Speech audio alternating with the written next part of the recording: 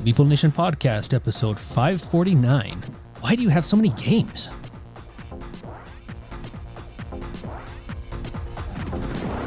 Welcome, citizens, to Meeple Nation. Grab your favorite beverage, pull up a chair, warm up those dice, and join us at the game table as we discuss board games and the board gaming world. Each week, the hosts of Meeple Nation share their love for board games and the amazing memories that come from playing games with some very outstanding people. Let us now join our hosts in their natural habitat, the game table. I feel targeted. Do you? Yeah, I feel like I'm on the chopping block here. I think the title of this episode feels personal. It does feel personal. I think this is targeted at all of us, so let's be honest. Yeah, no, I'm sure it is. Yeah, we all do have some issues, but I feel like this is a question at this point is straight at me. All right, well, we are going to talk about it all in good time. The Meeple Nation podcast is sponsored by Game Toppers LLC. Go and check them out. You know, we actually talk quite a bit about Game Toppers, and we talk about how they have amazing toppers and full tables and mats and accessories and all that kind of stuff. One of the things we don't talk about often enough, though, is just how high the quality is of these products. The military grade aluminum with a powder coat finish. They've got wood inlays that you can slip in there to make it pop just a little bit more. The mats are 3 millimeters thick with an incredibly nice stitched edge. I think all of us have been really impressed at how well they've all held up, even despite spills and accidents and other things that occasionally happen at game night. So an amazing product that's built incredibly well. Please go check them out, GameToppersLLC.com. We are the hosts of Meeple Nation. I'm Nathan Howard. I'm Andy Holiday. And I'm Douglas Stewart. Just the three of us. Just the three of us. Do. The three amigos. Look up here. Look up here. That's such a great show. Hey, you guys. It's one of my favorite movies. Oh, it's so good. We don't just talk about movies here. We also talk about board games, oddly enough. And we have a website that's all focused on Meeple Nation. You can go there and you can find our past episodes. You can find pictures of our socials. You can find all sorts of Meeple Nation goodness there. We also do have a link to our Patreon page. We love our patrons. Our patrons make all the magic continue to happen, and we are so very appreciative to them and grateful to them. If you too want to be a patron, jump over to meeplenation.com, click on that link, and you too can become a patron of the podcast. And we will tell you how much we love you. Let's jump into highlights. Yeah. It is that time of the podcast where we talk about our highlights. Or as I like to say, Highlight 30. Highlight 30. I love Highlight 30. Yeah. It's my favorite time of the day. I want to talk about yours, Andy. Let's dig right into yours. Okay, so I managed to get 50% off the Galactus expansion to Marvel Zombies. So that's not just an expansion, that is the expansion. Yeah, so it comes with like the 2.5 foot tall Galactus, quote, air quote, miniature. Yeah. It's not a mini. It's not a mini. Yeah. I mean, if you're comparing the actual size of what Galactus is, it is definitely a mini. It's not even to scale based on the heroes themselves. Yeah, the real Galactus. The real Galactus is much bigger than that. We all know that. Yes, but we got a chance to get... Nathan called him Galacticus all night long. Yes, he did. And it's funny because I'm probably the biggest Marvel fan out of all of us. I've read more Marvel comics. I don't know, Doug, you've read a lot of comics too. I have, but not as much as you. No, you definitely take the cake. Yeah, and that's, I don't know why I could not stop calling him Galacticus.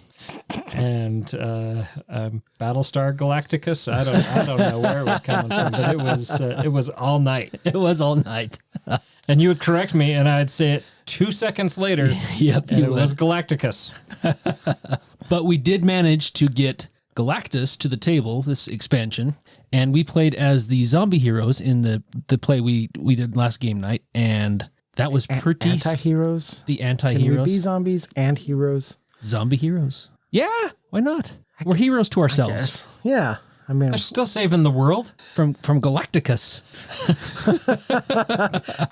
The setup for the mission when you play the zombies is kind of funny because it's basically like if Galactus takes over the Earth, then there's nothing left for us to eat. Yeah, that's true. And that's essentially the setup, right? Essentially, yes. We need to Self-preservation. get rid of him so that we can preserve Our food. the world's population, aka our food storage. The brains, yes. Save the brains. I should put that logo on a shirt. Yeah, we should. Save the brains. Save the brains. But this was an epic scenario that we played. It was so much fun. So It was fun. You're working together to fight Galactus, but at the same time, you still are contending with the shield agents and everything else. So you're kind of fighting a two-front war essentially, and we lost. Yeah, Bad. we did. Yeah. But it was so much fun losing. You got to that game. blow up 5 parts of Galactus. And 5 we parts. Yeah. Destroyed 1. We destroyed 2. Oh, 2. Okay. Yeah, we took out Oh, out that's 2. right. Yeah, we did. And we were about to take out, I think, 2 more had we not lost that game, but we got overrun by soldiers on just one round, and it decimated all like three of our zombie heroes. Their health went down to 1. Yeah, With and that. then I took 14 attacks Yeah, and then you took 14 attacks with it 1 was life. Yep. Yeah. Yeah. Dathan went down and crashed doors he shouldn't have been kicking in, but it's okay. I mean, we tried a strategy and it didn't work. So my son saw that we had that up and played it. He's like, "Dad, can we play that?" This was like 2 nights later.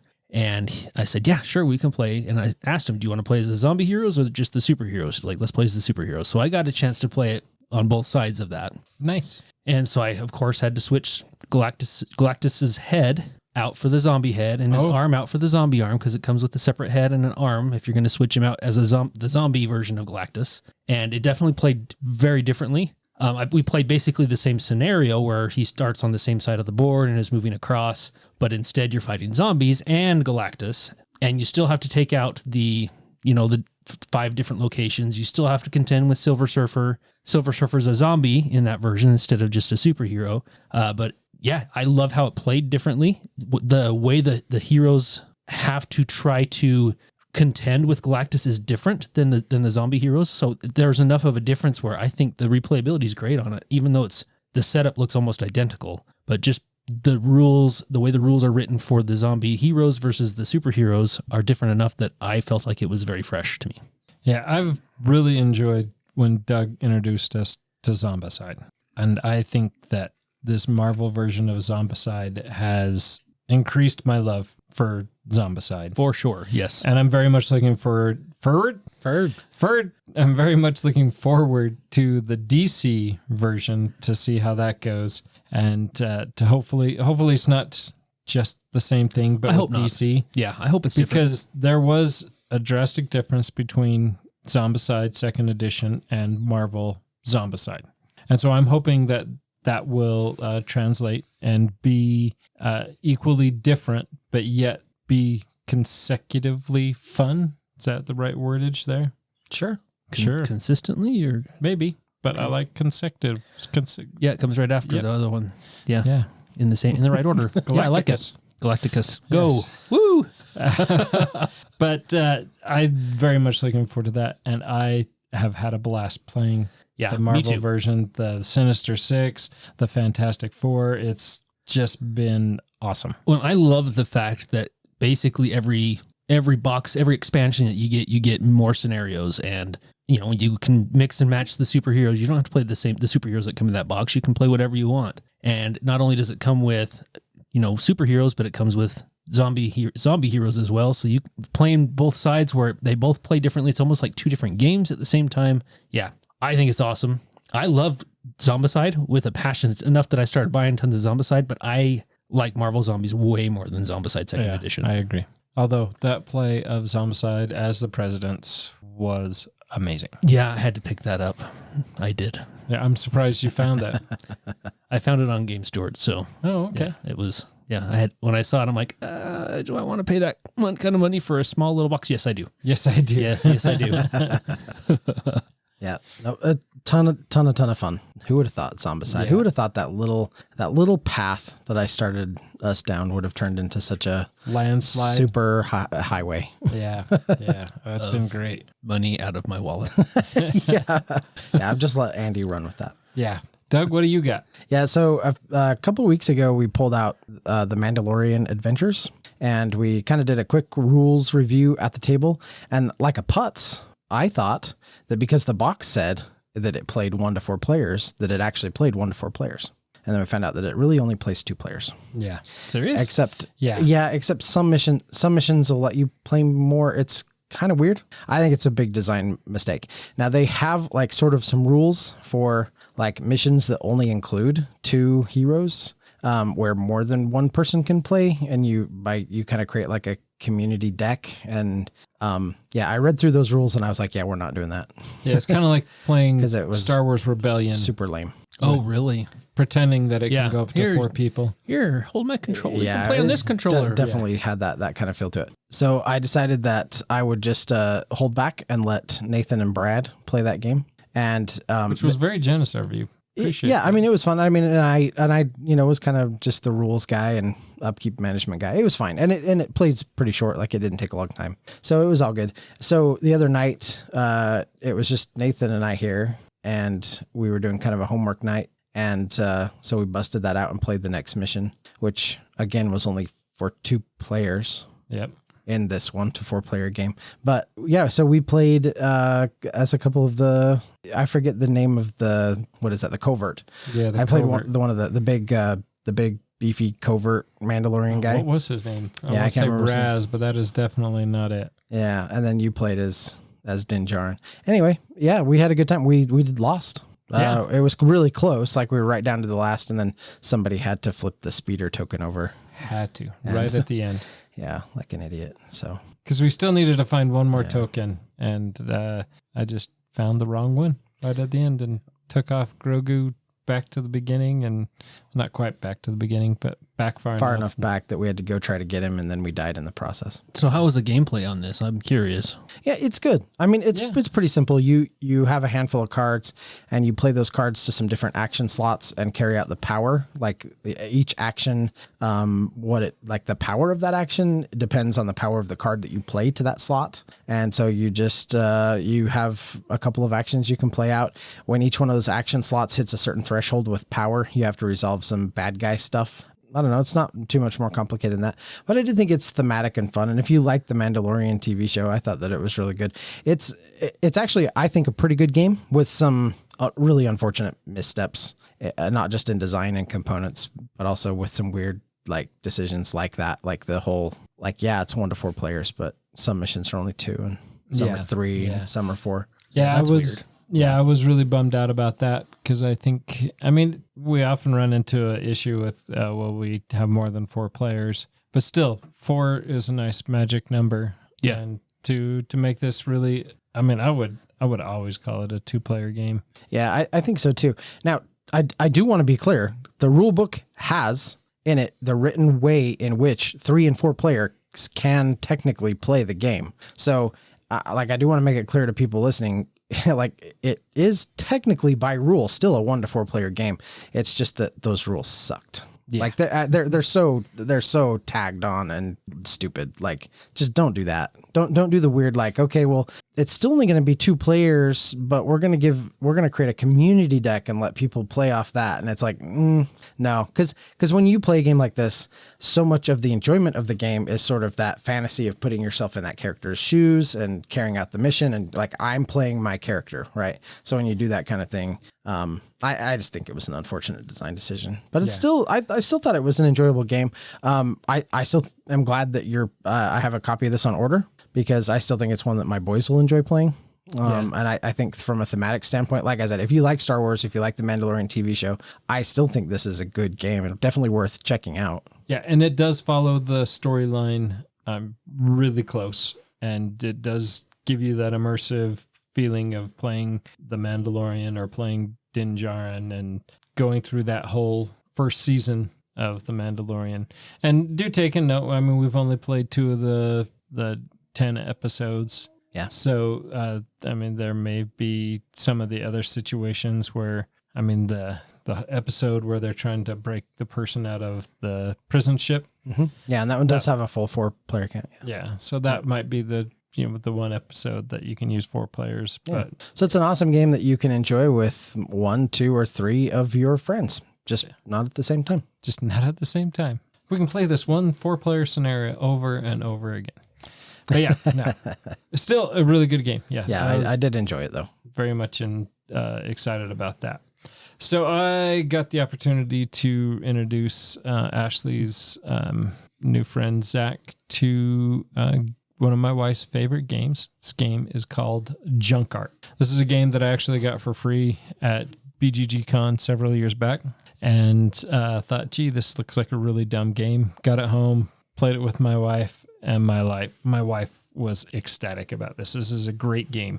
So you have 12, 14 scenarios. I can't remember how many kind of different venues that you're hosting, but you're artists that are trying to use the materials that they find around them to try to meet certain criteria dependent on each of the different scenarios. And so some of them you're trying to get the tallest stack without pieces falling off, trying to have the last tower standing, and you have all these pieces that you are adding to a 2-inch by 2-inch square, and you're adding up and stacking all of these different shaped pieces. There's one that looks like a flower pot. There's balls. There's cones, or there's not cones, but there's rectangle pieces, flats, trapezoids, all sorts of different unique shapes, and they don't all magically fit together, right? You have to balance some, and you can use your hand to shift something that's on your structure already, and in effort to be able to make room so you can stack something on the bottom. So is this a dexterity game? Very much a dexterity game. See, I didn't realize that when I saw it on the shelf, because it was one that I kind of thought, oh, I bet my wife, she's an artist, and I thought, oh, she'd like that. I think she It's would a probably dexterity still like game? it. Yeah, she probably. But Yeah. shh, don't tell her. Yeah, I'll have Cheryl tell her. 'Cause I don't like dexterity Yeah, games. I'll have Cheryl tell her all about it, because it is a lot of fun. But we played, and we all got together and trying to build on each other's structure and trying to make sure that yours is standing. And it has a learning curve to it, because the first time you're playing it, you're not very careful, and you quickly learn that, oh man, I have to be really careful with this. Can't bump the table. We can't bump your neighbor's elbow. All these little nuances that remain in play. But Junk Art is a fabulous game. It plays up to 6 players and plays in very short time. You're just going through the standard games. You're going through 3 or 4 events. I can't remember for sure. And whoever collects the most fan points or followers is the winner. Very fun, and you should totally try it with Lydia. Yeah, I'm totally going to do that. You get over it and have some fun. Have you ever seen ham hands trying to do dexterity work? I got some too. No, it does seem like kind of a fun game. I would like to try it sometime. Well, gentlemen, shall we dive into the meat and potatoes of this episode? Yes. Why do we have so many games? This was a question that kind of got brought up and got us thinking a little bit. I think they were shaming. Yeah, there was some shame involved. You're not wrong. But this, we got an email from Amanda, and I'm going to read parts of it, not the entire thing, and we'll break down. She asked some questions at the end, and we'll kind of spend some time answering some of these questions, because I thought that they were thought-provoking and fun. After she shamed us, then she asked us some interesting questions. She lifted us up. Yeah. She says, hi, I recently listened to your episode giving updates on your shelf of shame. To be honest, it was one of your most unhinged episodes to date, and it really was. It was fun and a great listen, she says, after saying we were unhinged. I laughed so much, especially when Nathan is admitting to his astonishing collection of unplayed games. When Nathan quietly admits to the amount of games you own, I am amazed. I have so many questions. First and foremost is, how on earth do you have room for all those games? What games? Ha! Your unplayed collection is 3 times the size of the collection of games that I own. I don't pass judgment on this. It sure feels like you do. There's a little bit of judgment being passed there. I'm just amazed and often wonder how. How does one pay for such a habit? And how do you store them? It's a practical question. At any rate, it made me think about the hobby. The hobby isn't just playing games, it's collecting them too. Finding new games, expanding existing ones, and one has to balance this with budgets and practicality. At least I do. And then she asked some questions. But first of all, Nathan, where do you store all your games? Where do I store all my games? It's kind of just, you keep them moving. and you just keep them shifting. That way they're never in the same place for very long, and it doesn't look like it's that big. No, that's not it. I was gonna say, I don't think that's true. No, there's a lot of dust on some of these games. Nathan doesn't buy bed frames. No. He just you just stack up build furniture. You just Yeah, put, remember those days when you'd build those blanket forts? Yeah, I got board game forts. Yep. Just lay out a bunch of board games, throw some pillows over the top. You got yourself a couch. Make a big block of board games. Throw a mattress on it. You got yourself a bed. Yeah, That's kind of how it works. For the longest time, we had a small garage office that I used to house my games. And that room, I was really surprised how those two little rooms, I could store so many games and have 2 game toppers in there. But I had shelves that were... It was tight, though. Yeah, I had shelves that were side by side, the kind of U-shaped, so you could go in. There was a shelf behind. Stuff would get stuck behind. Stuff would get stuck on top. There was a fridge there, so of course stuff was stored on top of the fridges. I was just going to say there was kind of a main room, and then there was a little kitchen. Yeah, and the kitchen had just as many games as the main room did. Yeah, of course, games on top of the fridge and in the freezer, and oddly enough, there was even a piano in there. The piano eventually got moved, which freed up a lot more shelf space, shelves to bring in that I could quickly fill. I mean, the piano was being used as a shelf. Yes, yeah. But it was taking up all the extra shelf space. But sadly, that we closed the door on that office a while back. We sold that house, and we actually sold 2 houses, and we're purchasing a new house. Short story long. My mother had a stroke, and so we made the I don't want to say insane decision, but I don't want to say the brave decision either, because it's a lot of work. It is a lot of work, but I am very happy. Well, I don't even know if I can use the word happy. So the story, as the story goes, let me just help you out here, Nate. Okay, thank you. You sold your mom's house and you sold your house, and you all moved in together. Yes. Okay. Yeah. Into a bigger house. Into a bigger house. And a house that can store some games. Well, there was a bonus sort room of that was above the garage, and I was way excited because this room was going to be amazing. But then this room has the issue of it doesn't have straight walls. It's kind of has dormer style because it's the bonus room above the garage. So the roof has a peak, and so there's 2 little dormers that do have some straight walls that I put some shelves in, but I could only put 4-foot shelves on the walls, and so I once again had to start to get creative with my board game forts. But we do have it is a nice big long room, but it does make it kind of narrow. So the tables have to be in. Andy's got the big Mycrofts at his house, which are the 4-foot wide tables. I don't think those would work in here. No, yeah. None of us are that skinny to be able to shimmy around those and all the games. But anyways, short story, way too long. They're basically lining all the walls and taking up all the possible space they could be. In the game room. Yeah, I have shelves and shelves, and then we have, like Doug alluded about not having mattresses, there's a guest room, and as you can guess... There's some games in there, too. There's games in the guest room, and actually, I took the bed out. Yeah, I was going to say, can you call it a guest room if there's guests no guest can't actually stay in the room? No. So we, there's games in there, too, so... Got some issues. I am fortunate enough to have a very patient wife who really doesn't have a lot of patience. That can be said of all 3 of us. Yeah. Very patient wives who actually aren't really all that patient, but actually really are. My wife is kind of crazy how they manage to be both. She is extremely patient. She's patient with all you guys too. That's true. So she's got to be. You got me there, Andy. That's for sure. But yeah, no, it's a big long room.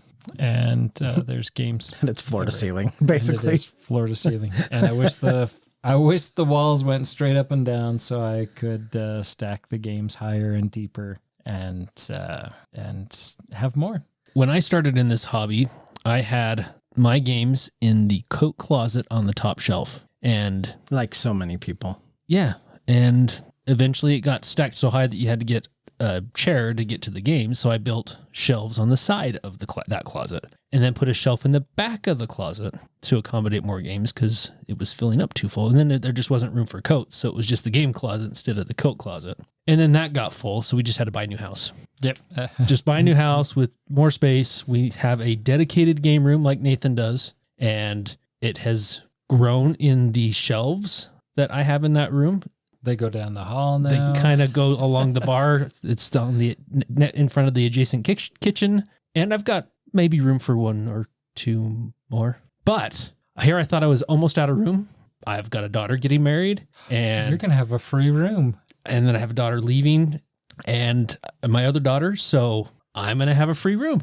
Now, my wife doesn't think it's going to get filled with games, but I didn't think the guest room was going to get filled with games. But well, Cheryl didn't think it was going to get filled with games. yeah. I think you knew.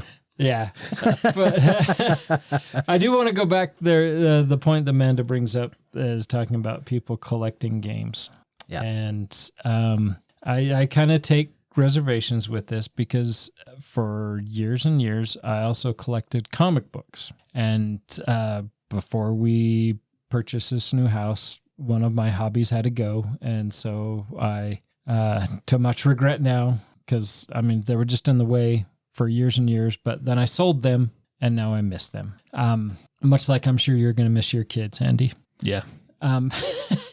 No, to be clear, Andy's not selling his kids. No. So. Thank you for the clarification. Yes, that's true. Just want to make sure that you're listening. But there's a difference between collecting and having, I like to call, a library. So I collected comics. Those comics were all in very specific boxes. They all had acid-free backboards that were in there, bags that they were all individually put in, and the tape was used, an adhesive tape, but a light adhesive tape so that you didn't have to stretch and pull on the bag to get it to open, all to preserve the pristine level of those books. Right. And in my collection, I did have, I had one book that the person who bought my comics turned around and sold that one book for, I'll say it was $1,400 for one out of my 6,000 books. And that was the first appearance of the Punisher, Amazing Spider-Man 129. And my copy of that was immaculate. I mean, it was as almost, he ended up getting it professionally graded, and it was a 9.8. So it was in very pristine condition. But it was just in my way. Right? Talking a lot about comics on this board game I podcast. am, yeah. We were talking Marvel earlier. So that's for me, that is collecting, right? And okay, Andy, before you open your mouth, I do have games that are still in cellophane, so I guess maybe I am collecting. Yeah, you definitely are collecting.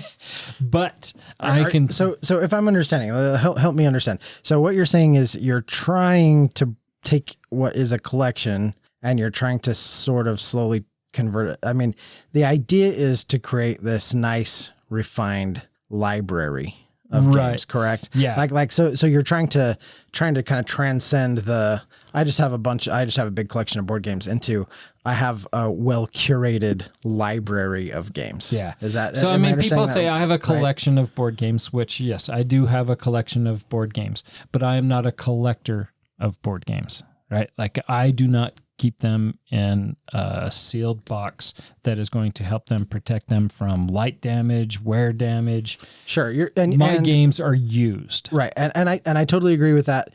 Also, I think important to note is that you're not trying to collect them all. No. Right. That's impossible. I mean, for as many games as we have, no one here, we're not trying to create some sort of comprehensive collection of games. We're trying to find the best games and thin out the ones we don't like and cull them and get rid of them, experience them so we know, and then send them down the road and only keep the ones that are really going to get played in the library.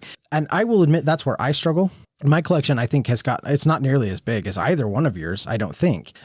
However, I feel like it's gotten a little out of control because you pick up games at swaps here and there, or you find a sale. No, I'm saying I do, Oh, and you definitely do. So you just stop it over there. But do you know what I mean? Like you keep picking up games, or it's like, well, I need the expansion to that, or this Kickstarter looks amazing, and you have all these games kind of rolling in, and you have visions of playing them with friends. You have visions of the good times you're going to have at the table with other people. That's ultimately what drives the decision, right? We all have delusions of grandeur. Yeah, delusions of grandeur is I mean, it's true, right? Yeah. But inevitably, you can't play them all. No. You don't. We don't get to all of them, and I'm having a really hard time because I've gone through a few cycles of culling games in the library. I have sold a lot of games. There's a few that I've regretted, and it's hard because then I'm like, I kind of regretted that I got rid of that, and I sort of wish I just didn't cull games. And at the same time, like, I have to. Why? Yeah. They're just gonna sit. They're just gonna sit, and if you don't do something about it, you'll never play them. Yeah. Yeah. No, At least I won't. Maybe some people still hold out the delusion that they're going to play them at some point, but they won't. Ouch. Yeah. Andy's sitting right there. Oh my gosh. The one who I cull no games. I have. I culled a game that I had 2 copies of. No, I've called one that I didn't have 2 copies of. Did you finally sell Seafall? No, I can't. I don't think I probably have to pay someone to take that, but Yeah, you're probably right. I'll take it. I'll take it. I'll find somebody who will enjoy it. Nathan will pay me. Sweet. I didn't say that. Wow. Maybe it will. Yeah, probably. Okay, I'll pay you to take it then. All right. Sold. Well, here's the thing. So when I first started buying games, I would go out and to the game store. I had no idea what I wanted. I just knew I wanted a new game on my shelf. You know, I had plenty of shelf space. I was excited. I just wanted to try something new. As the years have gone by, my philosophy has definitely changed. I am far more selective on what I pick up. And as I'm looking at games, there are styles of games or game mechanics that I really enjoy, or just types of games that I enjoy. And I tend to be a sucker for those types of games because I know, okay, this is probably going to be fun, and I want to see how it differs from all the other ones that I really, really like. That being said, what draws me to buying games, and this kind of goes to another question that she's asked us, is what makes you pick up a game? Like, we have all these games. What was the motivation behind actually picking it up? Was it the gameplay? Did it look cool, or what? For me, it's usually the art. The art and the theme is what draws me in and actually makes me pick up the box or dive a little deeper into it if I'm looking at it online. And then I'll see it. Okay, that looks cool, or that's a theme that I think is interesting. And then I'll start reading into it. What are the game mechanics? How is the gameplay like? You know, for example, if it has bidding, betting, area control, any take that, it's usually a hard pass for me. I just don't particularly enjoy those elements of board games. There are a few games out there that have those elements that I enjoy, but usually it's a hard pass for me. But if it has a lot of the game mechanics I like, the theme's cool, the gameplay looks fun, then I'm going to start considering it. However, with shelf space being at a premium, I'm like, okay, is this what I want to add to my shelf? Because I can't add too many games because I just don't have space for it. And that selection is far more stringent than it used to be. I think my wife's very happy about that, although I get Kickstarters all the time. And she's like, seriously, you got another game? You got another 2.5-foot Galactus? Yeah, exactly. You got another Cthulhu? But, another 30 games? But the downside with Kickstarters, right, is that's like 2 years. Like you bought that 2 years ago, and all of a sudden, thank goodness it showed up. But yeah, now it's showing up at your doorstep. And I probably had space on my shelves 2 years ago. Now I'm like, oh shoot, this game box is a monster. Like, I don't know what to do with this. Yeah, Heroes of Might and Magic 3. I'm like, oh my gosh, this box is massive. Where in the world am I going to put it? Yeah. Yeah. And I do shun away from a lot of Kickstarters. And Kickstarters. Okay, this old story again. No. And I mean, I do get Kickstarters from time to time for sure. But as far as like the big, massive, giant boxes, we have all cooled on those so much. I can't even tell you. And yeah, we all still do back some Kickstarters. I've backed a couple, I think, this month, but they're usually smaller. The big sprawling campaigny massive boxes thing. I don't think any of us are really backing a lot of that stuff anymore. You and I. Yeah. You It's and I, true. Doug. Well, I still That have guy issues. over there. well, He still has. It's a campaign. I'm in. It's a pirate theme. I'm in. I was just trying to make up for the delusions of Yeah. grandeur. It's a dungeon crawl. I'm in. Yeah. It's a pirate themed dungeon crawl. Woo! Yes. I'm ordering 2 copies. That's awesome. I do think, for me anyway, it is primarily the experiences I think I'm going to have at the table with other people is what motivates me to purchase a game. There definitely the art and theme are reasons why I pick it up and look into it, but ultimately I'm looking at the experience that's going to be had at the table. And if I think that's something that I would enjoy, and you kind of have that vision in your head and it's like, that could be so good. And for some reason I pull the trigger on that because it's like, I guess I have FOMO, or I think I think that's an experience that if I don't buy, I'm going to miss out on or something like that. And I oftentimes lose track of the fact that I already have 100 unplayed games that can do the same thing already. I used to be not very good at that. I am getting much better. I've actually cut down, and it's not just the Kickstarters. Like I've started to reduce what I purchase across the board by a significant amount. And I think I've gone through cycles of culling and stuff, but I think one of my resolutions for 2025 is going to be to go through a fairly significant cull. Like there's going to be a lot of games, and it's going to be painful, but there's going to be a lot of them that leave the shelf just because Let me know what they are first. Yeah. There's going to be a lot of them that leave the shelf after I collect some money from Nathan, and they're going to be sitting on the along the wall behind me over here. No, but there is kind of a bigger cull coming for me. Yeah. So I blame. I mean, the fear of missing out is for sure. Yeah. A real thing. Yeah, it is. But there's kind of a reason for that too, because there are games that it's tough to wait for, because the board game industry as a whole is not a very, you're not going to retire being a game designer. Most game designers are not going to retire on their board game income. Most gaming companies, production companies are not going to retire filthy rich from producing games. There, you may have a couple of rare exceptions out there, but for the most part, no, they're just going to get bought up by the Embracer Group, and then the Embracer Group will saddle them with all their debt, and they'll all die poor. Yeah. Yeah. So that being the case, the fear of missing out is somewhat real in the fact that if a game comes out and that game is epic, and we look at just a recent example, Planet Unknown. Planet Unknown was a game that when it first came out, didn't have the hype that it deserved. And so when that game came out, those of us who were lucky enough to have one of those original copies or those first copies were, pretty popular around the conventions. Because, I would love to play Planet Unknown. Another one that comes to mind is Feed the Kraken. Feed the Kraken was another one that the initial demand was not there. And then once people start to play it and the word spreads about what a great game it is, then that demand for that great game comes at a cost, because once that game everybody wants it, there are a few evergreen games out there that are always available. So there is a little bit of that fear of missing out. And then for the biggest reason, I blame our news episode. Our news episode is the worst. That's true. Because we sit there and we do research on these games. And as we're researching these games, trying to find, we need to come up with something to talk about. We look at these games. This game matches, or this game checks this box, this box, this box for me. Pretty soon the next box on that was sold. And news episodes are expensive. They are expensive. Yeah. And they were in the beginning for me. And then I realized you were going to buy them all. And I was like, I don't need to buy these. Nathan's going to get them all.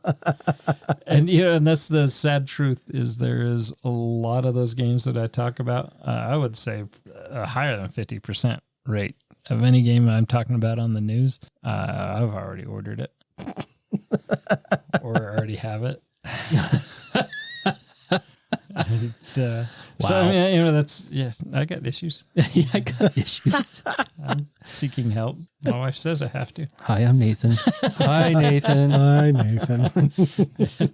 But no, it's, I think the fear of missing out is a big thing. And the fear of missing a great game opportunity is a great thing too. And we have a regular gaming group. We're getting together. We're talking about games 3 nights a week. We're playing games 2 nights a week on a very regular basis. We throw in an extra day in there every once in a while. We go to conventions together. I'm playing well over 1,000 games a year. I'm not a professional gamer, but you play one on TV. I buy games like I am. I think the thing to remember, and this is what I'm really coming to the realization on, because FOMO it's a real problem. But the thing that I have come to realize is that good games are going to get reprinted. If it is genuinely a good game, it's eventually going to come back out. Now I get it, because there are like a handful of games that you can point to in the industry and go like, nope, these are grail games for people. Nope, they didn't get reprinted, man. You're a liar. But here's the thing, really. I hope they sound just like that too. Yeah. But no, really though, for the vast majority of these games, they are going to get reprinted. If something was amazing and it was an exclusive of some sort, well, they're going to find a way around the exclusivity part. They're going to run another campaign for it, or something will happen. Yeah. And I have really learned to set that FOMO aside. There are still some things that get me, but for the most part, I've been able to set it aside and just say, I'll let other people take the first wave hit on this. And if it really is good, then I'll catch it on the next wave. Yeah. And that's actually been quite helpful. There are a couple of questions that she asked here, and I think we need to run through these really quick. So I'm going to move us on a little bit. So her first question was, how do you decide which games you're going to add to your collection, and what makes you immediately say yes or no? We already kind of talked about that. Her second question is, since you all have such massive collections, here's a potential tough challenge for you. You mentioned in episode 252. Wow, that's quite a while I think back. that's got to be a typo. That must be a typo. Anyway, you mentioned in an episode that you were considering the top games of all time. I suppose that this falls in that same category. Let's say for some reason or another, you have to get rid of all your games except 10. Shut your mouth. Only keep 10 games. You will never be able to expand them or increase your collection. The 10 you pick, you are stuck with for the rest of your life. What are those games? All right. So here's one thing. I like the way this question is presented, because it's not just like, well, what 10 games would you buy and take to a deserted island? Right. You know what I mean? It is, if you have to get rid of everything but these 10 games, what would you keep? Which does allow for a little bit of latitude, right? Because, there's some games where I've got some expansions and some upgraded stuff for, and that kind of thing. And yeah, if I don't have to get rid of that, then, it's not just the base game. Yeah. And so that was my loophole that I picked for sure. up right there. Yeah. So I have a game now, and it has a bunch of expansions now. Yep. I just can't expand it further. Yep. Exactly. Yeah. No expanding it further. Okay. So I did not order mine. I do not have like a 1 through 10 definitive. Yeah, right? I don't either. Me neither. But the 10, and I'm just going to read these. So I don't know if you guys wanted to, there's no countdown really to be had here. So first of all, Arkham Horror, the LCG, I have everything for it. And there is like hours upon hours, days upon days of playtime I could get out of that. Same with Marvel Champions LCG at this point. So those two had to make my list. There's just so much content. Now I did the cheatery thing, the thing that probably everyone expects when you make a list like this. And I did throw D&D on there because that would allow me to keep all the books and minis and everything like that. And so, I mean, you could almost play D&D alone, right, for the rest of your life and have a ton of fun there. Okay, so those are maybe some of the more obvious ones. I did choose Etherfields, Cthulhu Death May Die, Stars of Icarios, The Reckoners, Ark Nova, Revive, and Oathsworn. And I'll just say that, like, while those are probably, I would say all of those are definitely like top 20 to 30 games, that's not like a definitive top 10 list. That's just the ones I would keep given the scenario. Yeah. Mine definitely wouldn't. I don't think mine would fall. Many of mine would not fall into my top 10, but I did pick mine based on who I would be playing them with. So I would particularly want to have maybe more of a variety of games. Yeah, for sure. That's what I did too. And, some that are going to have some meat to them, some that are going to be a little more simple.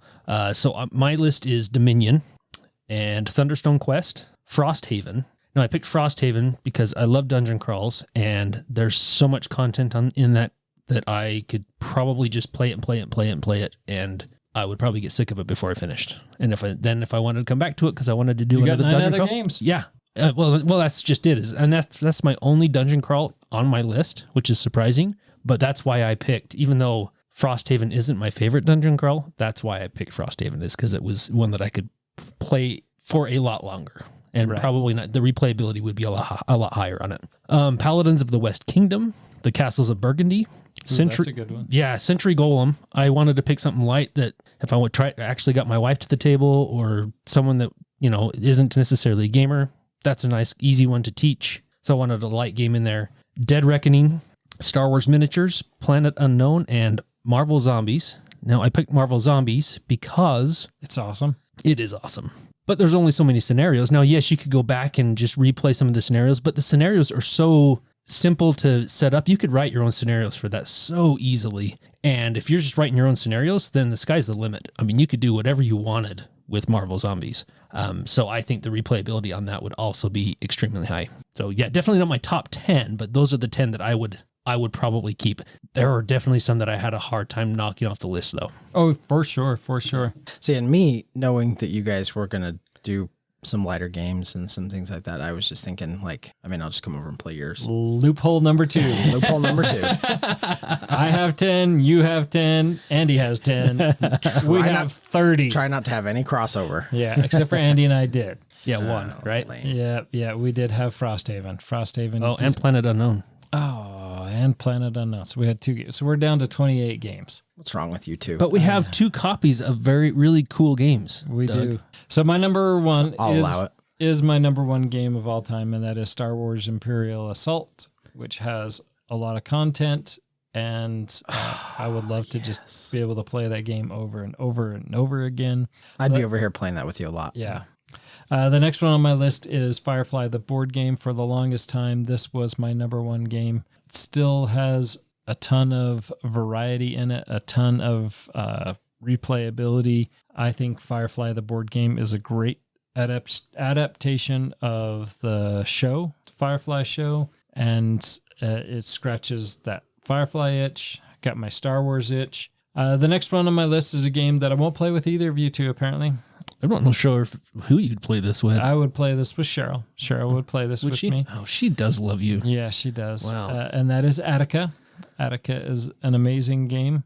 I also added Quacks of Quedlinburg on there. Oh, sorry. Oh, Not for Quacks. That was Attica. That's for Attica. yeah. Just a I little, get that. I just get a that. little delayed. Yeah. I'm sorry you guys don't have a soul. And then, of course, I had to add my wife's all-time favorite game, which is Patchwork, because I'm figuring she'll be there. And Clank in Space, my favorite version of Clank. The Marvel deck building game, much to the same reason as Doug, yours for the Marvel LCG. So There's a ton of content in this. I noticed that you really wanted to like Planet Unknown because it's on your list twice. So are you keeping 2 copies of Planet Unknown? I mean, you I probably gotta find have another game. You probably have 2 copies of Planet Unknown. Shut Well, up, Andy. He does. He has the first wave one, and then he'll have the Kickstarter that's one right. showing up later. Yeah. Shut up. You never know when you're going to need a spare copy. Yeah, that's true. That's true, Nathan. You're right. It still only counts as one. It still only counts as one is exactly right. But so I guess I only have 9 games. So I'm really hamstringing us here. And of course, I already mentioned Frosthaven. And so I'd probably have to find some party game. That's not a hat. Oh, you would waste a slot. I would on totally a waste party game. because I like to have fun. You guys are just What is that metallic taste in my mouth? Oh, Nathan. That's your board game snobbery. Yeah, I would totally throw in a party game. That's not a hat would be a great alternative in there. I'd probably find something more. I mean, That's Not a Hat is a great humor game, but I would probably try to find something more. That escalated quickly. I haven't tried that yet. I have a copy of it. Shut up, Andy. But that is one that sounded like a lot of fun at the other table. So much fun that it's on my shelf of shame now. All I have to say is this. This is a fun exercise, but thank goodness this isn't ever something that will be real, because honestly, narrowing it down to just 10 games would be impossible. Yeah, I would. Rough. It's like narrowing it down to 2 kids. Oh, wait, that's You all only I have 2 kids. That'd be really easy for you. Well, I guess, do I keep the dog? Is the dog in there? This got weird fast. Anyway, All right. And then, okay. So I thought that was a good question. And then finally she asks, what are games that are in your collection that you have no desire to ever play again, but you still haven't gotten rid of them, and why? Killer Bunnies. I don't know why I still have Killer Bunnies. That is the dumbest game in the world. I own Killer Bunnies too, and I was going to put it on my list, but I thought I wouldn't mind getting rid of it. Although it hit the table like a month ago. What? I kid you not. It was game night and a bunch of the boys were over there playing Killer Bunnies, and I'm like, Oh, I was there for that. Yeah. I can't believe that's actually on the table. I Wow. was thinking the same thing. It's like, of all the games in this room, you picked Killer Bunnies. Yeah, such a dumb game. Yeah, that's one. And I go for the longest time, because I am a collector. I had my... Wait, I thought you weren't a collector. No, I'm still a closet collector for sure. He's a curator. Yeah, curator. That's right. But my Star Wars, the customizable card game, Star Trek, the customizable card game. Yep. 2 games that I will never, ever, ever play again in my life. But I spent a ton of time and money collecting all those cards. And I went through, and my Star Wars one, I went through and I'm like, okay, I'm keeping 10 copies of each card. And I was surprised how many of those rares that I had 10 copies of. And then the rest was just going in the garbage. And Wow. that was heartbreaking. You had a ton of cards in the garbage. I did, yeah. And then I started to go through that same process with the Star Trek cards. And, So which was harder? well, the Star Trek, because I just closed my eyes and threw them away. Oh, you didn't even look through the rares or anything. I started to go through them, and I'm just like, I mean, the Star Wars one took me 2 weeks to sort and organize all those. But it's like you said, Nathan, no one out there is paying for these cards. No. Like, it's not like you're Yeah, I going to could've sell them to somebody for a bunch of Donate money or it whatever. to the Salvation Army store, and they would have gone, what the heck is this? They would have kept it for 2 weeks, thrown it away. Yeah.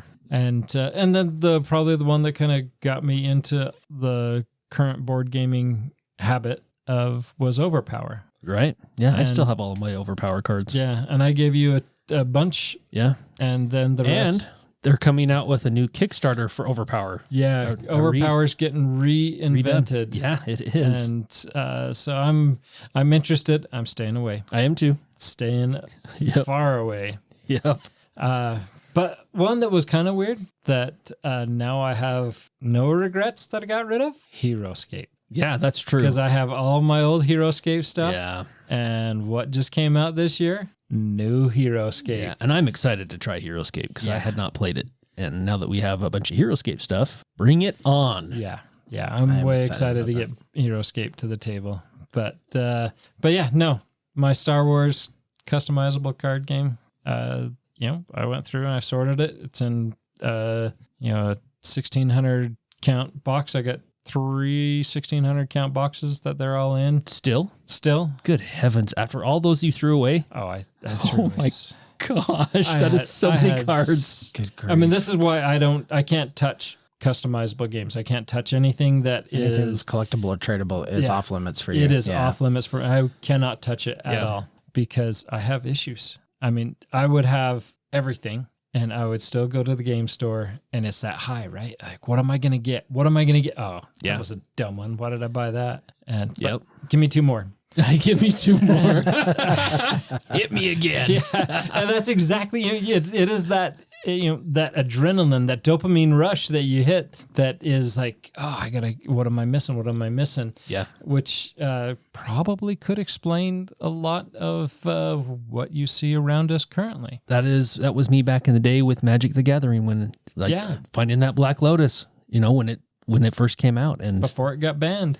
Yep, before it got banned. And yeah, you were buying boosters like crazy and I spent so much money that I was working at McDonald's for heaven's sake. Yep. Right? I mean, I was spending my entire paycheck on Magic cards and the little bit of gas to get me from school to home and To work. the game store. And to the game store. Yeah. But no, I totally understand that. That is the only reason why brick and mortar game stores stay in business. It is. It is. Yeah. So- You are right. Yeah. I mean, game stores are such a struggle. And the only thing that keeps those game stores doors open is customizable card games, collectible card games. Magic the Gathering in particular. Mostly Magic. Yep. Yeah. It's 100% true. So my list of 5 is, so I start out with Age of Mythology.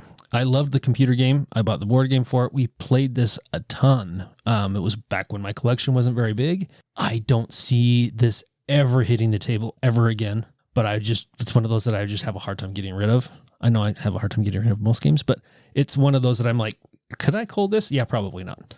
Mansions of Madness. Now, this is one that I've played once. I want to play it. I just don't know if we'll ever, there's just so many other games. I just don't know if we'll ever get it to the table again, but I have all the stuff for it. I enjoyed my one play, and so I would have a hard time getting rid of that one. Hero Quest, same thing.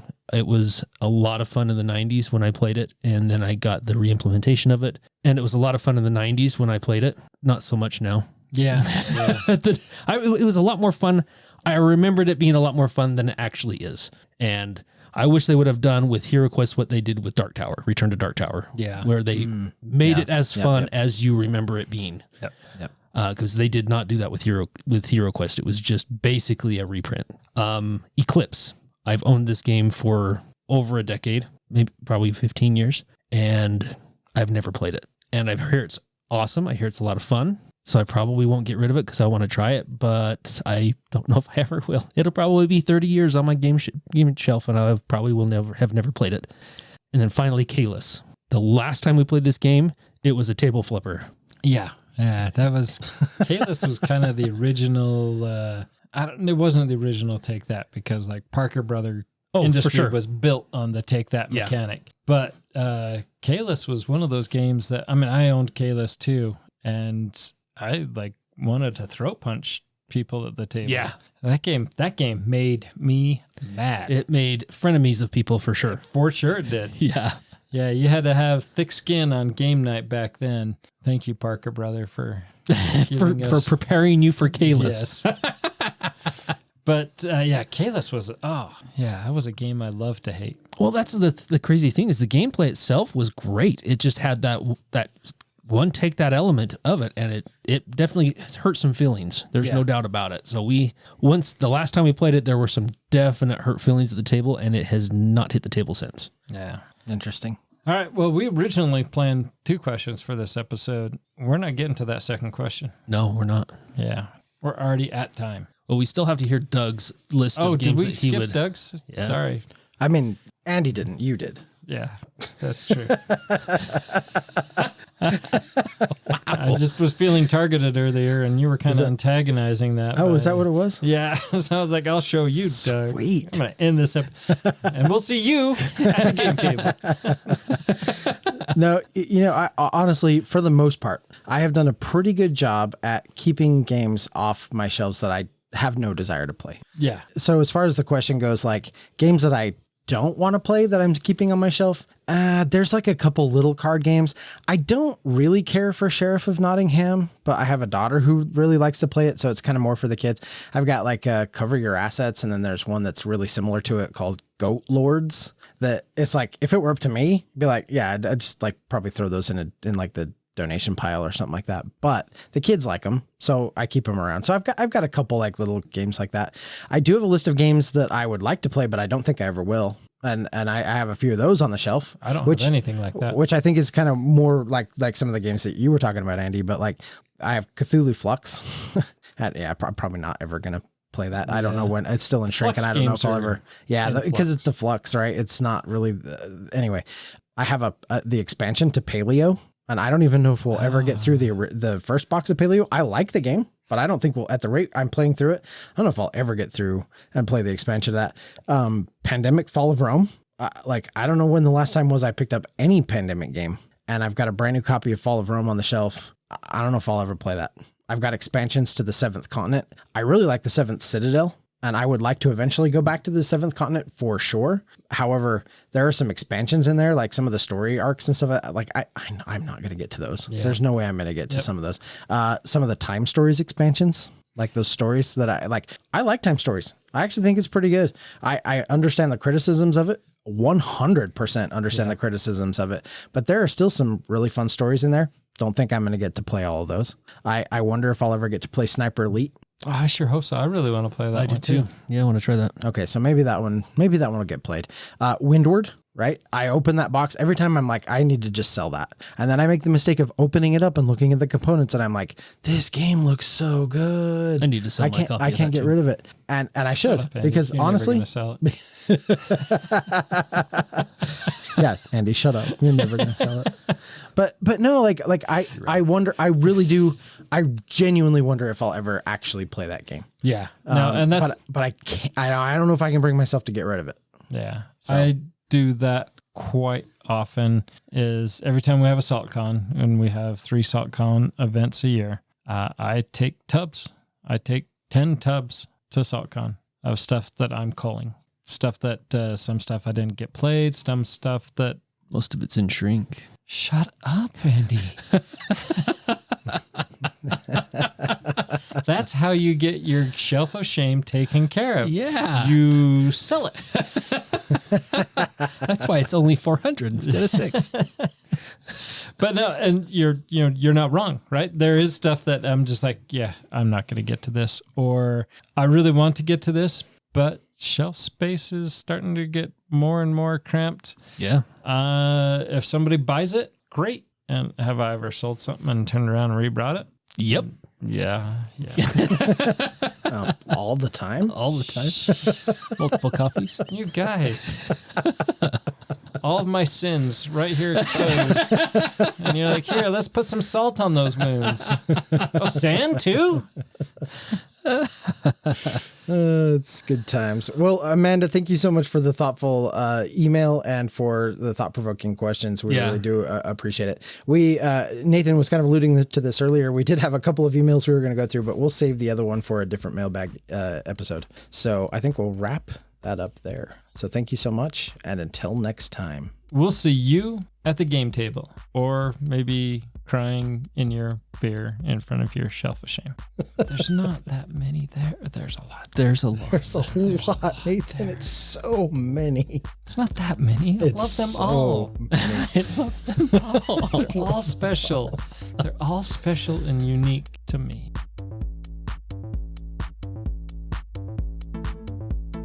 Thank you for listening and being a part of Meeple Nation. If you would be so kind as to follow, subscribe, share, and rate or review this podcast, it really helps to spread the fun. You can be more involved in supporting the podcast by joining the nation at patreon.com/MeepleNation, or you can find a link at the top of our webpage, meeplenation.com. And while you're there, look at all our extra content. There are links to all our past episodes, a wide variety of blogs, pictures from our Instagram feed, and bios for all the hosts and our awesome bloggers. Follow us on Twitter, Instagram, and Facebook, all under Meeple Nation. If you would like to chat with the hosts or other members of the nation, you can join our Facebook group, Meeple Nation Off Air. We hope to see you again at a game night, a con, or maybe a suspense-driven evening of Werewolf. Thank you for listening and supporting Meeple Nation, and stay tuned for next week's episode. Thank you so much for listening. We very much want to thank our patrons who help keep the podcast running. I personally want to thank my co-hosts for all the help they provide with both content here on the podcast, in addition to what we have available on our website. Without them, the podcast would not happen. If you too would like to support the podcast, you can join the nation at patreon.com/Meeple_nation. Or you can find a link to Patreon at the top of our webpage, meeplenation.com. If you have any questions, comments, or games you feel should be on our radar, you can always reach us at meeplenation@gmail.com. We can't wait to hear from you. I am grateful to Doug and Andy who helped me edit episodes, and I want to thank James and Kim Clark who do the editing on our blogs and on our webpage, which can be found at meeplenation.com. We want to thank Brain Detergent for our music. If you want to find more from him, you can follow his links that can be found on our webpage, or simply search for Brain Detergent on YouTube to find more of his tracks. Thank you again for listening and being part of the Meeple Nation community.